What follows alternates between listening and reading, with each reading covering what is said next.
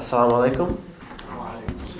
I want to start by thanking the committee for inviting me here today to give this short talk entitled Navigating Islam in the Modern World.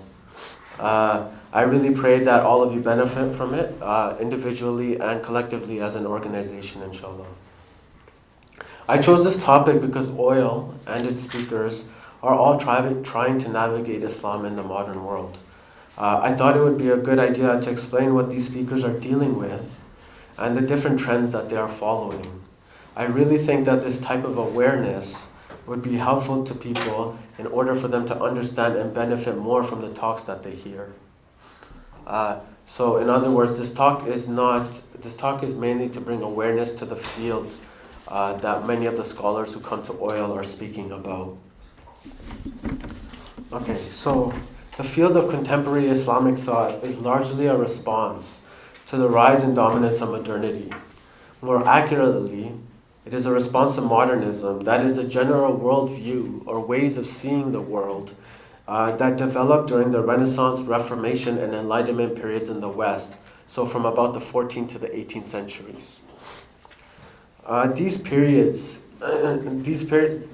and their ideas completely revolutionized the way that we understand ourselves as human beings, as well as the way we understand the society that we live in. Excuse me.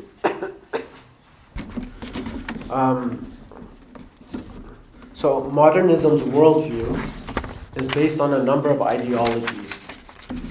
Some of these ideologies are progressivism, individualism, scientism, liberalism, and more. Unfortunately, we don't have the time to explore all of these ideologies. However, all of them can be lumped under one ideology, which is known as humanism. What is important to remember about humanism is that it is an ideology that was largely a response or a reaction to pre-modern Christian societies in the West, and therefore it was purposefully human-centric and to a degree anti-religious. Humanism is a worldview that can be characterized by three things. Okay, the first thing that characterizes humanism, which again is the worldview that underlies modern societies. The first thing that characterizes humanism is that it revolves around the idea of an autonomous individual and rational human being. Okay, the human being is at the center of the universe as opposed to God. The second is that it believes that all truth is primarily known through science and through reason. Okay? And the third characteristic of humanism, again, that's the worldview that underlies modern societies today, is that it believes that one and two, the human being and reason and science, can construct ethical societies without recourse to God, revelation, or religion. Okay? And these are the three main characteristics of humanism. Of course, it has evolved since the 18th century, but these tenets are still there in some form or another. Okay? All of these ideologies that fall under the umbrella of humanism form the foundation of the modern world. Once the foundation of the modern world was put into place, it allowed for these ideologies to manifest themselves in different forms, practices, and institutions. Some of these institutions, for example, include capitalism, democracy, multiculturalism or nationalism, depending, higher education, and more. This simplified understanding of society as made up of a foundational level and a practical level clearly shows us what the problem is. Islam as a religion has its own doctrinal foundational belief system, which has manifested itself in different practices and institutions throughout Islamic history. Therefore, not everything modern is compatible with Islam, even if we put the word Islamic in front of it. If we don't understand the foundational doctrines or worldview of modernity and of Islam, then we will be unable to have constructive dialogue about contemporary issues. Now, modernism is extremely important to understand. That is one of the reasons why it is extremely important to understand. But modernism is also extremely important to understand because it is a worldview that dominates our societies today and subconsciously influences the way we think and act. Okay, so we're not aware of it. Houston Smith, who is one of the foremost experts in religious studies today, writes, The dominant assumptions of an age color the thoughts, beliefs, expectations, and images of the men and women who live within it. Being always with us, these assumptions usually pass unnoticed, but this doesn't mean that they have no effect. Ultimately, assumptions which underlie our outlook on life refract the world in ways that condition our art, our institution, our sense of right and wrong, our criteria of success, and what we conceive our duty to be, and so on. Okay? In other words, we as Muslims are trying to navigate a modern world that is historically rooted in pre-modern Christianity and is filled with underlying assumptions that influence to a high degree everything that we believe and that we think. I want to give two examples that will help clarify and explain the gravity of this situation more clearly. The first example is hypothetical and it's only intended to clarify what I'm trying to say. Imagine I asked an atheist the following question: is God good or evil? Okay?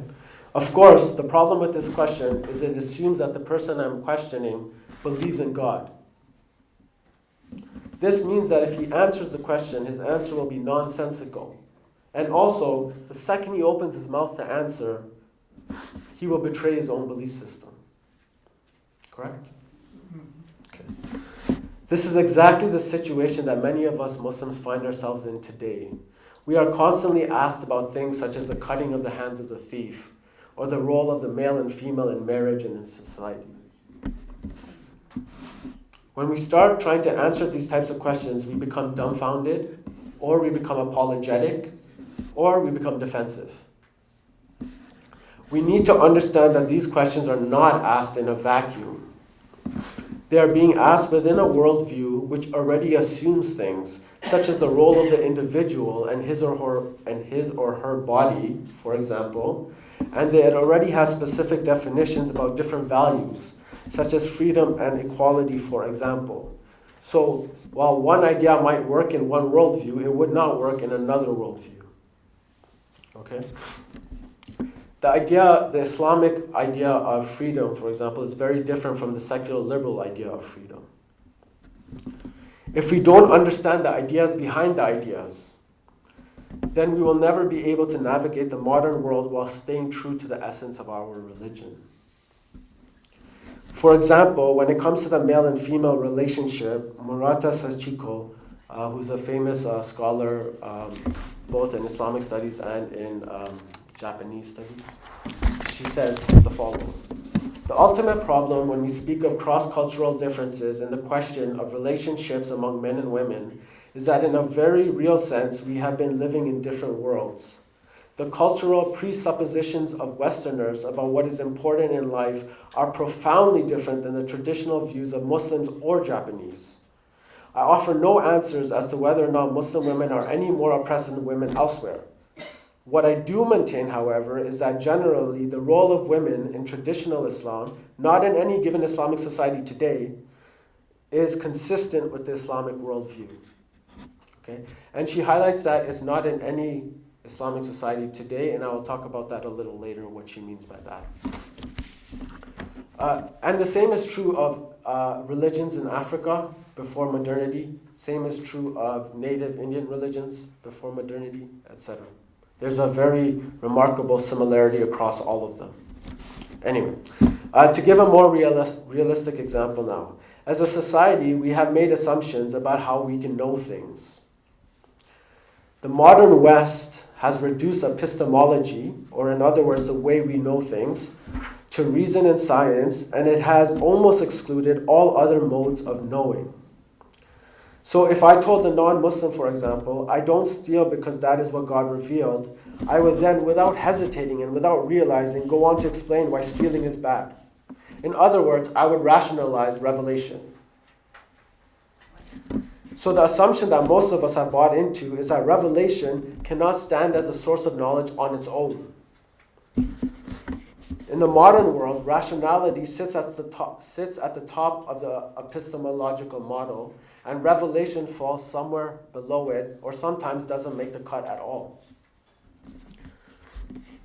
Please understand that I'm not saying there's no place for reason or rationality, or that we should follow revelation blindly. That's not what I'm saying. I'm simply pointing to some of the underlying assumptions of the societies that we belong to. Okay, I'm simply trying to shed light that there are many of these. This is one example, right or wrong.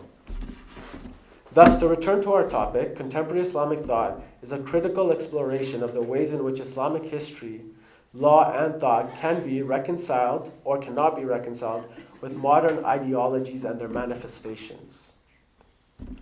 In this light, the central question in the field of contemporary Islamic thought is this: what is the litmus test by which we can separate Islam's perennial and everlasting principles from their conditional and relative ones?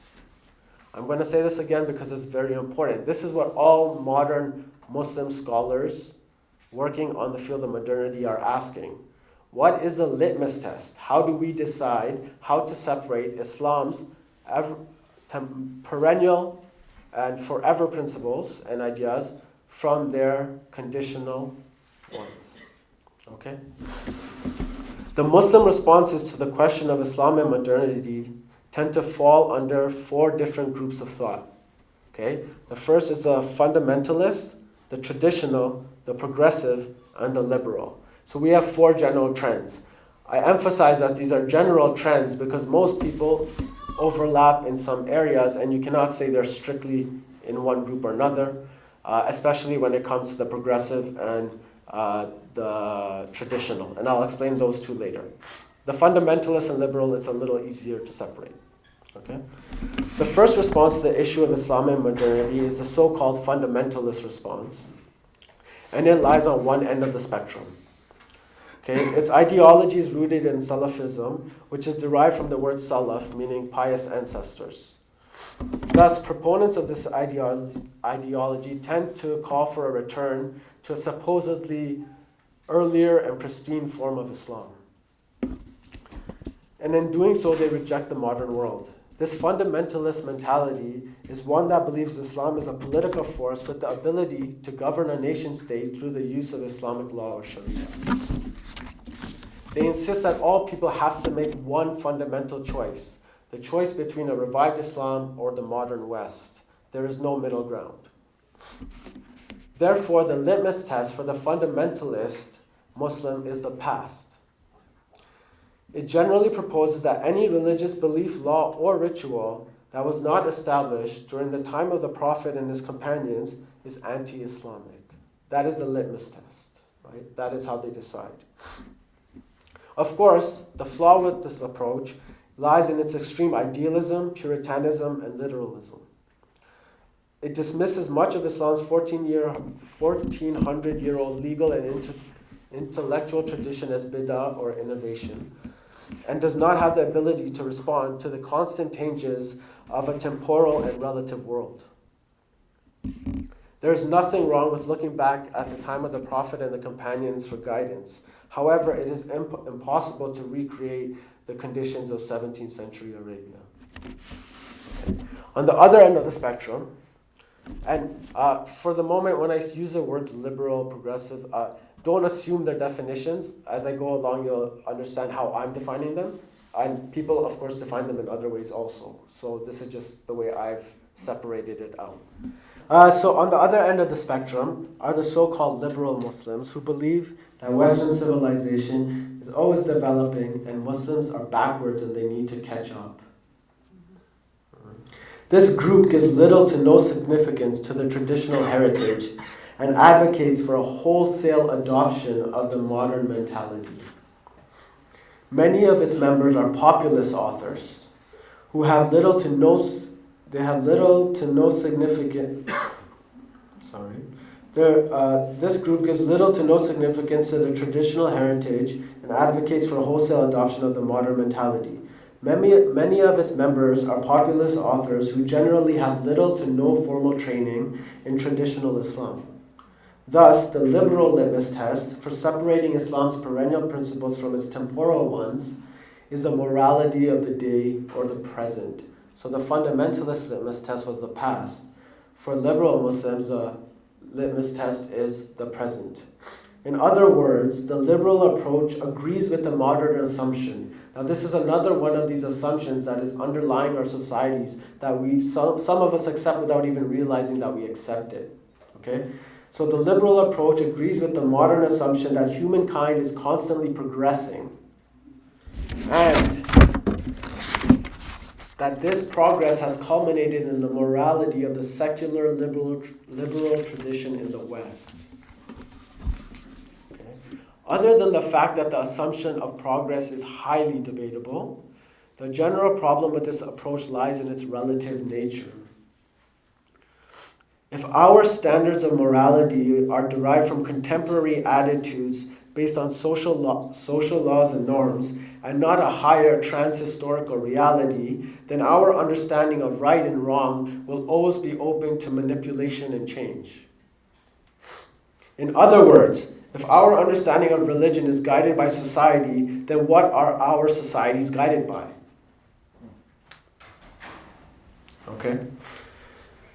The current climate of Islamophobia and globalization seems to be pushing Muslims towards the extremes of liberalism and fundamentalism. This is because any aggressive attitude towards a group of people will force them to either dig in, which is fundamentalism, or to give in, which is liberalism.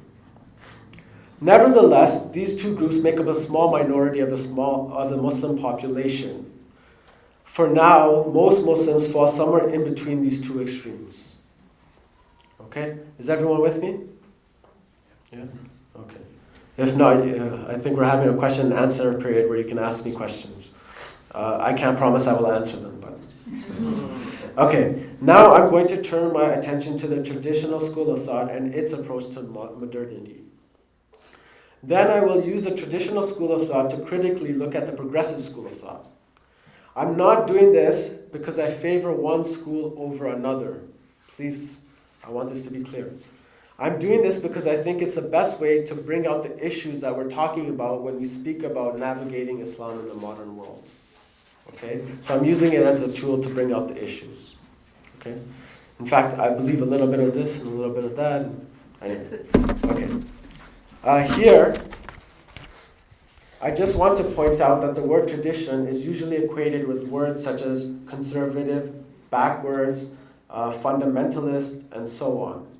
As we will see, this is not the meaning of tradition when we're speaking about this school of thought.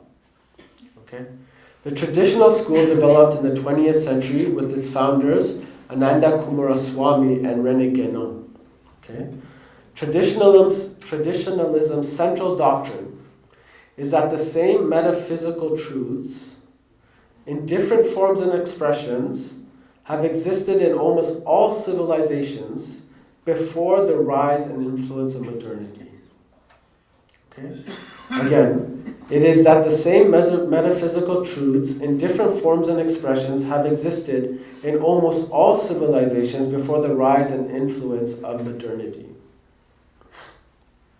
According to traditionalists, these underlying truths are found in revelation and illuminated hearts. They are reiterated by the saints and sages of every religion, and they are passed down the ages. Moreover, they combine to construct a common worldview that is centered around the divine and the divine-human relationship. On the human plane, these perennial truths are expressed in different religious forms and inspire all human activity, ranging from religious doctrine to architecture, music, and calligraphy. I just saw upstairs right now we have a whole bunch of books on architecture, art, sacred geometry, and if you read some of the traditionalist works on this, they'll explain the Islamic principles behind these works of arts, right, and how they influence the art itself. Right? Thus, traditionalists understand all pre-modern religious traditions as both unique and similar. They are unique because they have flowered in different times and spaces. And they emphasize different aspects of the absolute. So for example, we could say that Christianity emphasizes the love and mercy of God, while Islam tends to emphasize the truth and justice of God. Okay? Nevertheless, these differences are understood as providential because they allow for the salvation of different types of people. In other words, they believe that God has allowed these religions to grow in different ways so that there is a religion that corresponds or calls to every type of human nature. Okay? So, despite any flaws or mistakes we might see in other religions, they believe that God has allowed it to grow in a certain way so that every type of human being is attracted to one religion or another. Because even if there are mistakes in religions through human error, there is still enough in every religion that allows human beings who follow it salvation. On the other hand, pre-modern traditions are also similar due to their common essence in divinus, meaning in God, and in their expression of the same perennial truths. Therefore, the word tradition in the traditional school of thought means two things. It means a vertical descent of revelation into the world, and then it means a horizontal flowering of that revelation inside of societies. Okay? Sayyid Hussein Nasr, a famous and well-known Muslim academic and scholar, applies a traditional school's perspective to Islam and writes the following. 2 centuries ago, if Westerners were to study Islam, they would have encountered but a single Islamic tradition. Such persons could have detected numerous schools of thought and interpretations, but all that they could have observed would have belonged in one degree or another to the Islamic tradition. That is, to the single tree of divine origin whose roots are the Quran and the Hadith, and whose trunk and branches constitute that body of tradition that has grown from those roots over some 14 centuries in nearly every inhabited corner of the globe. Thus, Islamic traditionalism is the traditional school's particular synthesis of the Islamic tradition, of the Islamic intellectual tradition as a whole. That is, 1400 years of Islamic philosophical, mystical, and theological thought. With this general but essential Islamic worldview, traditionalists argue that the deterioration of pre-modern institutions is simply a symptom of a much larger problem. That is, the new modern mentality and its dismissal of the eternal truths and salvific practices, meaning practices that lead to salvation, that existed in almost all traditional religious civilizations before the 14th century. Therefore, for this school of thought, the litmus test for separating the absolute from the particular is the underlying religion. Okay?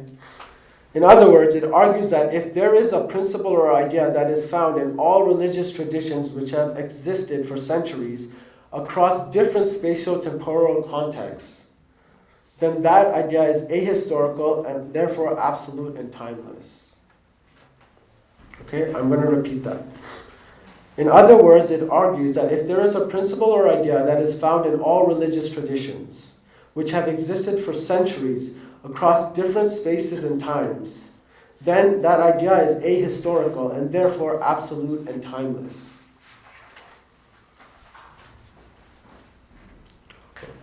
On this basis, they argue that these timeless truths no longer exist in the modern and postmodern societies. We haven't talked about postmodernity, we don't have the time. And when they say they no longer exist in modern and postmodern societies, they don't mean they're completely absent and gone. They mean that they have been convoluted or they've been mixed up and they have been confused. For them, the modern world is an extreme world that has lost the sense of the timeless sacred. On the non-religious side, it is a world of materialism, multiplicity, disorder, and relativism. On the religious side, it is a world of reductionism, or it is a world of legalism, rigidity, and literalism. Okay? And these correspond to the progressive school and the fundamentalist school respectively, which we will talk about. Of course, I'm speaking in general right now. When it comes to specifics, there are spaces of convergence between the pre-modern and modern worlds. Now I want to move on to the progressive school of thought. It seems that the progressive approach to Islam is the most popular among Muslims that work in Western academic institutions. Okay. Progressive Muslims define themselves as those united in the goal of removing hierarchy. Okay. And again, another one of these underlying assumptions we have is that hierarchy is always bad, no matter what. But anyway, hierarchy, they're united in the goal of removing hierarchy, establishing equality, and challenging oppressive practices in Muslim and Western societies, as well as those connected to globalization. Progressive Muslims don't have a single litmus test, right? So for the fundamentalist Muslim, we said it was the past, the time of the Prophet and the companions. For the liberal, we said it was the present, modern secular world. For the progressive and for the traditional school, we said it was the underlying religion, right? For the progressive school, there isn't a single litmus test. Each progressive scholar has their own kind of litmus test. Okay. Instead of a single litmus test, they adopt a number of methodologies in their attempts at reform. However, these methodologies are almost always based on the two twin concepts of contextuality and subjectivity. So no matter what their litmus tests, they will base it on these ideas of contextuality and subjectivity. In terms of contextuality, progressive Muslims point out that all developments in the Muslim world, including the revelation of the Quran, occurred at a particular time and place. Therefore, some of these developments are absolute and universal, and others are relative and contextual. I don't disagree, but that's the context. Thus, progressive Muslims insist on reforming the Islamic tradition through a contextual interpretation of the Quran. As I mentioned, they do this in different ways, and it would be impossible to explore all the different progressive methodologies, but I will give you an example of one of them. Before I do that, I just want to talk about the other subjectivity. In terms of subjectivity, progressive Muslims point out that all reality is filtered through a knowing subject. And therefore, all understanding is colored by that subject's particularities. In other words, they argue that humans cannot know the truth as such. They can only know it as they see it. That is through the lens of their own socio-economic, racial, ethnic, and gendered identities. Okay? Context, subject. One example of a litmus test that is based on the idea of contextuality is the work of the Muslim reformer Abdullahi al-Naim. I don't know if you've heard of him, but Dr. Mavani spoke about it for a little bit when he was here speaking at OIL. But anyway, An-Naim argues that the verses revealed in Medina were specifically intended for the Muslims at that time. They provided guidance on how to construct a new community in the context of 7th century Arabia. Thus, he argues that the verses about inheritance, marriage, divorce, and all the rest are no longer relevant today. He maintains that it is only the verses in Mecca that are universal and therefore apply to all Muslims regardless of the particular context. Thus, An-Naimi attempts to create a new foundation for Islamic law based on the concept of abrogation, or nakhsh. Therefore, An-Naimi's litmus test is the distinction between Mecca verses revealed in Mecca and verses revealed in Medina. He's essentially removing half the Quran. I don't know the proportion of Mecca to Medina verses, but he's essentially just kind of... Anyway. The considerations of contextuality and subjectivity are not alien to the Islamic intellectual tradition. In terms of contextuality, for example, Islamic scholars have written on the subject of asbab al-nuzul, okay, meaning the occasions or the reasons for a revelation to come down. So they know the context. However, according to this traditional school of thought, the context of a verse, however important, can never exhaust its full meaning. Okay? In other words, if a verse is revealed in a context or a particular form, it does not negate its essence or its principle. Likewise, in terms of subjectivity, traditionalists also agree that we are humans that understand through our subjectivities. Okay? I don't think there's anyone who could doubt this or question this. However, according to the traditional school of thought, the idea of subjectivity is balanced out by the Islamic idea of human transcendence. Okay?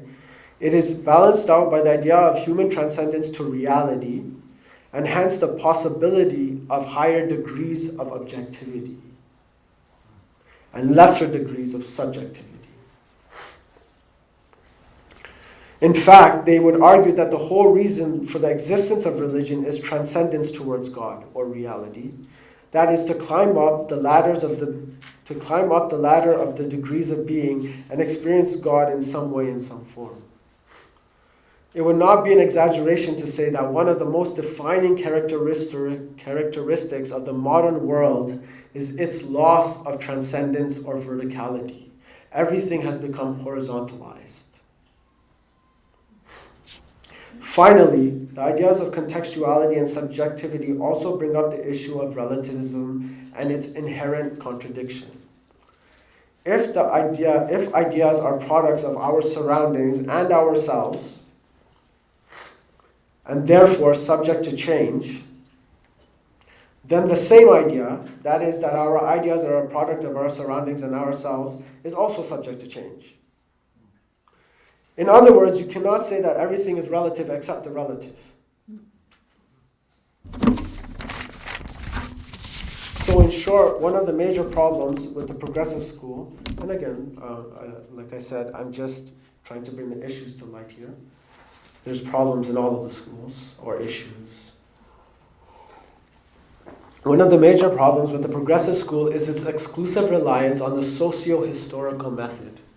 Okay? Changing through the social and the historical. And its tendency to dismiss or negate what many Muslims consider sacred, such as the Hadith literature or the Sharia even as a whole. For example, Dr. An-Naimi's suggestion of abrogating verses revealed in Medina seems untenable and fantastical, since Muslims consider the entirety of the Quran as the speech of God and therefore divine, at least in principle. Despite the different understandings between the traditional and progressive schools, there is also room for agreement and overlap. This is because traditionalists are open to the idea of reform as long as this reform does not contradict the basic Islamic worldview and its fundamental principles. Now, they have written extensively on what this worldview is and what these basic principles are.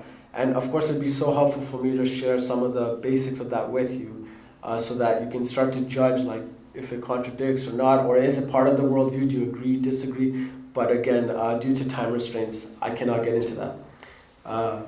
In any case, there is room for agreement and overlap. This is because traditionalists are open to the idea of reform as long as this reform does not contradict the basic Islamic worldview and its fundamental principles. This is because they understand that the law operates in the world, which is the realm of the relative, and therefore the Quran's principles must be continuously reapplied according to changing circumstances. The difference between the two schools of thought is what these principles should be. I want to end by making 2 points. First, it is important to remember that traditional Islamic law and traditional Islamic societies are virtually non-existent today. So what we're talking about in terms of tradition is not about today. This is because contemporary nation states are generally governed by modern socio-political institutions and modes of discourse and are not properly grounded in the traditional Islamic archetypes of governance. Second, again, I'm going to reiterate that I'm not for or against any particular school of thought, but rather I'm just trying to bring some of these issues to light. I personally believe in taking the best from every place and leaving the worst. However, in order to do this, you need to develop an understanding which will allow you to filter the ideas and decide what to take and what to leave. I see many people who listen to a lecture and the speaker, unlike me, is very charismatic and very convincing. And all of a sudden they're drawn into their ideas and they say, no, this person's right. And they start following that until the next charismatic speaker comes along. And all of a sudden they say, oh, I don't know what's right or wrong. This person said this person said this. And they both seem so knowledgeable. And they're so convincing, it must be right. And they go through this back and forth a lot of people for their whole lives.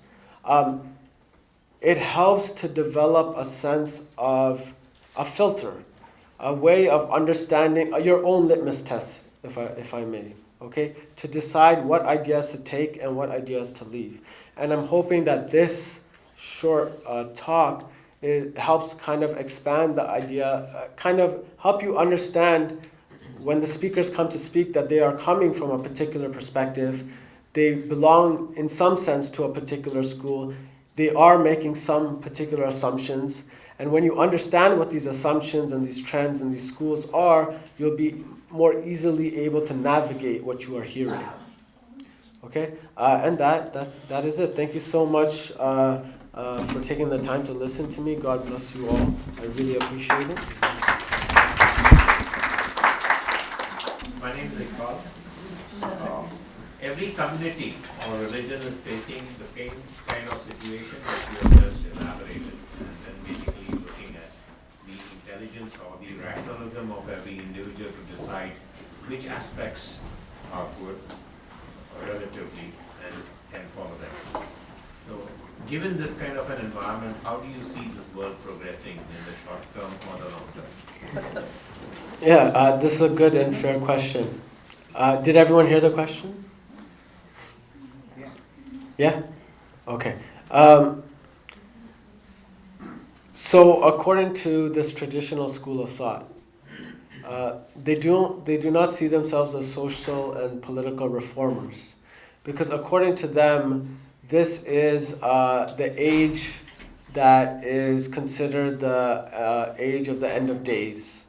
That doesn't mean that they believe the day of judgment is coming tomorrow, but they believe that we are in the final cycle of time before the day of judgment. And so this is actually a natural step towards that day. And so how do I see things progressing? It was the question. And in fact, in this terms, I kind of agree with them. I believe that institutions and individuals will generally continue to fall into disorder and disarray. And I'm not saying this as a pessimistic thing. Every single world religion has predicted against the assumption of progress that we will continually digress as time goes on. And so what I see happening is that what we have to turn to is moving from worrying about societies as a whole and focus really on transforming or helping transform individual human beings. And that doesn't mean we're excluding societies, because when you transform yourself on the inside, then it radiates outwards and helps institutions, the world, society at large. So I see, again, I subscribe to all religious doctrines, which is that the world will continuously digress. And I believe that that's how the situation will continue to go. It's not a pessimistic thing. We do believe in the coming of the Imam.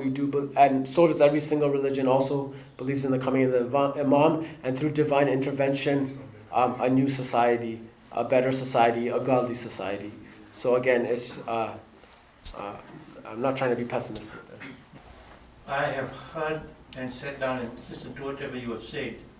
It sounds very detailed, confusing, and hard to understand. But I would say this much, that isn't there any movement anywhere in the world after all these thousands of years of religion and struggles to exist as a society? We haven't been able to sit down and say, listen, society, we need religion for the betterment of society, for peaceful, harmonious living in society. And we will judge every aspect of it as good or bad, that it's allowed and it's not allowed, and go from there. Why do you have to go through all of this?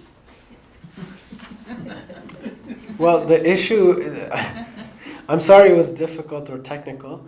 I tried my best not to do that, so No, it's not your fault. I failed. But the question is not, so for example, what I was trying to point to is If I was a fundamentalist Muslim judging the world by my criteria of what's religious and right and wrong, I would have very different answers from, for example, if I was a liberal Muslim, and if I was a progressive Muslim, and so I mean, who's going to decide what Islam is and what are its rules, and then decide if society is following them or not?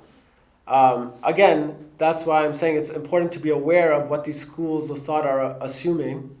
And then you can kind of judge if you agree or disagree with one of them, why and why not, and which one seems to be the most rooted in truth.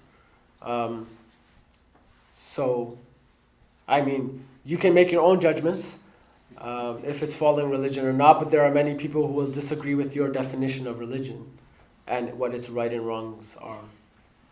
You talked about the four schools of thought. And it is often human beings being very socially oriented, conditioned by their culture, tend to move into one trend of thinking, whether it's fundamentalism or tradition. But as you know, the Jewish people, they realized that there's a lot of conflict within a certain faith because of these demarcations. So they decided to open their synagogue for the people of tradition, of conservative, of the reformers. Do you see that as a possibility this time? Yes, I do. I mean, I think not just Jewish people, but a lot of organizations have become, in that sense, intra-religious and inter-religious institutions where they invite people from their own faith with different kind of opinions, as well as from outside faiths, to come to dialogue and to discuss. My issue with this kind of dialogue is that it normally ends up in everyone still believing in what they believed, and they go on believing that, and nothing.